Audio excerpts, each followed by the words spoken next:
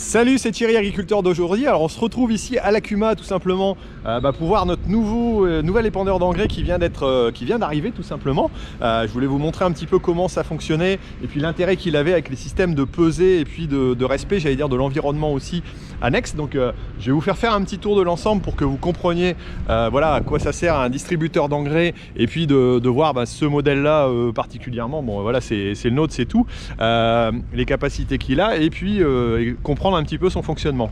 Donc voilà, globalement, c'est un système de distributeur d'engrais centrifuge, donc avec un système de palette qui envoie l'engrais sur l'extérieur. On peut voir ici tout simplement la caisse donc qui est assez rehaussée étant donné qu'il a une capacité de 4 tonnes 5 je crois, 500 kg de plus que précédemment, et on peut tout simplement voir voilà, que c'est une belle capacité.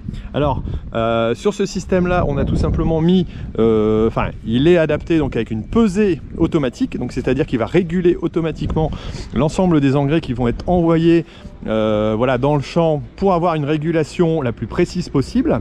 On va pouvoir aussi couper les tronçons et donc répartir correctement l'engrais pour pas avoir de surdosage, donc ça évite de polluer la nature aussi si on veut.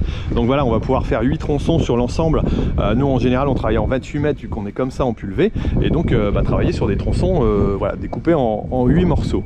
Alors particularité aussi de la nouveauté pour ceux qui connaissent un petit peu les distributeurs voilà, d'engrais, bon, on a un système de régulation par GPS, on a l'antenne, on verra un petit peu l'écran intérieur vite fait tout à l'heure, et bon voilà, grosso modo pour expliquer un petit peu ça. Alors les particularités qu'il a au niveau fonctionnement, c'est une régulation voilà, par vérin électrique, donc on peut les voir ici. Ils sont tout simplement entourés d'un petit plastique de protection pour éviter, lorsqu'on nettoie, de les abîmer. Mais on a tout un ensemble de régulation donc qui va nous permettre d'éviter voilà, d'avoir à redescendre et puis d'avoir la plus grande précision possible sur ce type d'appareil, ce qui est plutôt intéressant quand même. Voilà, pour avoir la bonne dose au bon endroit et avoir une répartition optimale. Alors au niveau des réglages, on pourra régler, nous, grâce à notre vérin, tout simplement l'aplomb, étant donné que voilà, lorsqu'on épand l'engrais, on va chercher déjà à avoir un disque qui est à hauteur par rapport à la culture, ici en l'occurrence de 75 cm. On va essayer théoriquement d'avoir un disque à plat, sauf sur certains types d'engrais. Alors là on va aller tout simplement chercher l'application sur son téléphone et on va changer ici tout simplement les réglages qu'on peut avoir sur l'inclinaison. Voilà, comme là il est pas bien réglé, hop. En réalité, si je regarde bien ici, il est à l'équivalent de -2. Voilà, donc si je voulais le mettre à 0 pour être bien à plat, pour avoir la meilleure répartition possible, et ben je vais tout simplement changer le réglage. Bon, voilà, vous voyez un petit peu comment ça se passe. Et donc je vous parlais de l'application. Donc voilà, c'est les systèmes qu'on a maintenant régulièrement voilà, en agriculture, pour ceux qui connaissent. Ça y est, je cherche après. Bien entendu, je vais avoir du mal à la trouver. Hop, allez, c'est parti. Voilà, je vais tout simplement régler quel système donc métrique. Quel type d'épandeur c'est? Là c'est un M45W. Ensuite je vais tout simplement indiquer quel système d'épandage je vais utiliser, donc c'est-à-dire soit off, soit standard, soit mini, soit micro. Là je vais être en standard.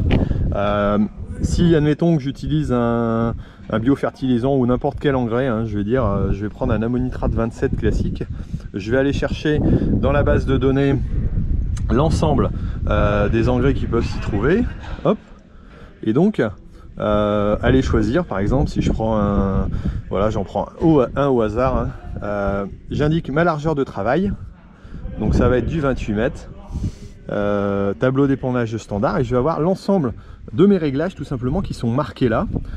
Donc je vais choisir soit une aube différente, soit des palettes différentes, savoir à quel endroit je dois le régler. Et puis si ici, voilà, par exemple, on a -2 ou +2 au niveau du niveau.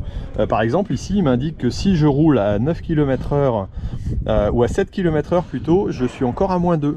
Donc voilà, ici je suis bien par exemple si j'utilise ce type d'engrais à une certaine vitesse. Donc voilà, c'est un peu la complexité du système.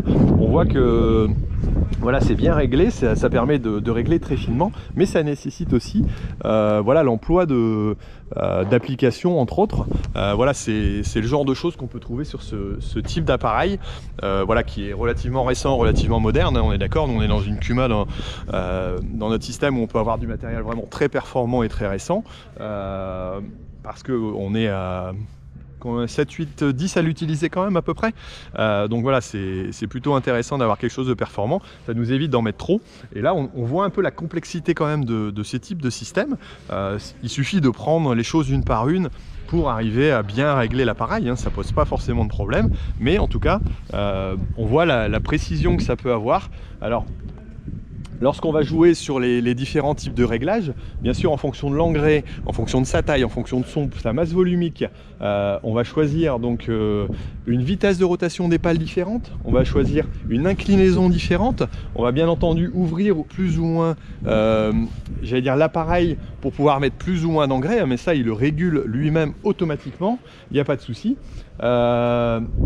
On va choisir donc comme je disais l'inclinaison aussi, et donc pas mal de critères différents qui font que sur un appareil comme celui-là il faut bien prendre le temps au départ de régler les choses pour pouvoir j'allais dire pas se tromper forcément sur le fonctionnement. Et puis on va voir un petit peu à l'intérieur. Alors je vais pas vous l'allumer, il est allumé là, il y a une partie de l'ordinateur de bord qui est allumée, mais qui est composé de deux appareils. Alors c'est nos anciens qu'on a conservés, qu'on avait sur l'autre, parce que tout simplement, enfin tout au moins celui-ci, la petite console, ou alors c'est plus les mêmes, je sais pas, mais bon, en tout cas celui-là a l'air neuf quand même, qu'on a laissé, mais celui-ci, voilà, on le conserve, et là on a toute la régulation, et on peut avoir la cartographie aussi, par parcelle. Hop, si je reprends, voilà, ça, tiens, ça tombe bien, c'était sur mon champ 1. Si je veux aller le remodifier, on va voir un petit peu. Voilà, ça prend un petit peu de temps. On va créer un nouvel événement, suspendre événement. Hop, je vais aller sélectionner un événement. On va voir sur une de mes parcelles. Alors ici en attendant, tout simplement, on a tous les systèmes de régulation, ouverture, fermeture, réglage des quantités à mettre, et puis donc il va nous aider à sélectionner un petit peu le fonctionnement. Alors ici j'aurai aussi mon écran qui va me permettre de diriger le tracteur, hein. Ça s'appelle tout simplement un RTK, donc un GPS RTK avec une précision de 2 cm pour vous donner une idée un peu des choses. Et puis ici on a l'ordinateur de contrôle, donc ça nous fait 1, 2, 3, 4.